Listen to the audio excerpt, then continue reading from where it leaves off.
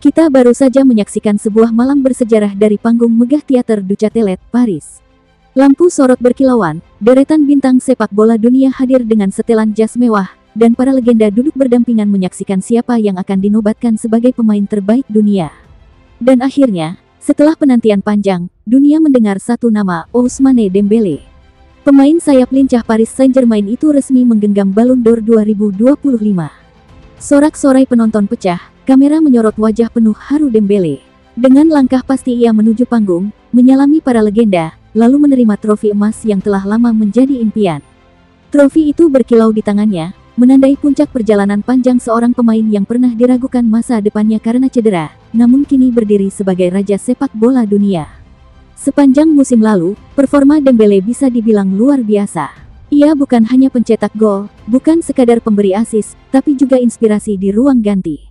Dengan kecepatan, dribble maut, dan visi bermain yang tajam, ia membawa PSG menorehkan catatan emas, memenangkan Liga Champions untuk pertama kalinya dalam sejarah klub. Gelar itu bukan hanya sejarah untuk Paris Saint-Germain, tapi juga jadi simbol bahwa Dembélé adalah pemain yang mampu mengubah mimpi menjadi kenyataan. Tentu, jalannya menuju Ballon d'Or tak pernah mudah. Ia harus bersaing dengan nama-nama besar. Lamine Yamal, wonderkid Barcelona yang baru berusia belasan tahun, menunjukkan bakat luar biasa sepanjang musim dan dianggap sebagai bintang masa depan sepak bola dunia.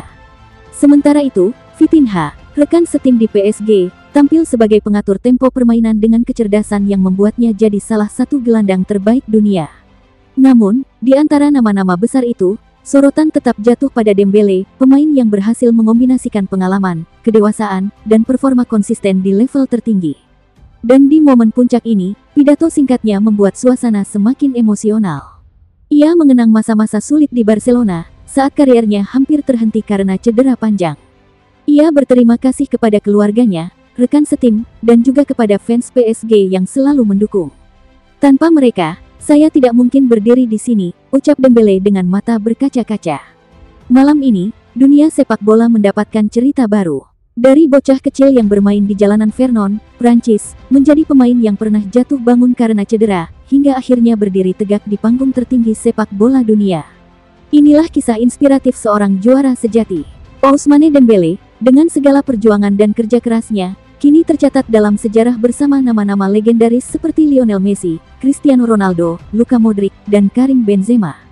Tahun 2025 akan selalu dikenang sebagai tahun di mana Dembélé meraih tahta tertinggi, menjadi pemain terbaik dunia dan pemenang sah Ballon d'Or. Dan bagi Paris Saint-Germain, ini bukan sekadar kemenangan individu, tapi juga simbol transformasi klub yang akhirnya bisa menguasai Eropa. Dembélé adalah wajah dari era baru PSG, era di mana mimpi bukan lagi sekadar angan-angan, melainkan kenyataan di bawah cahaya sorotan dunia. Asteris.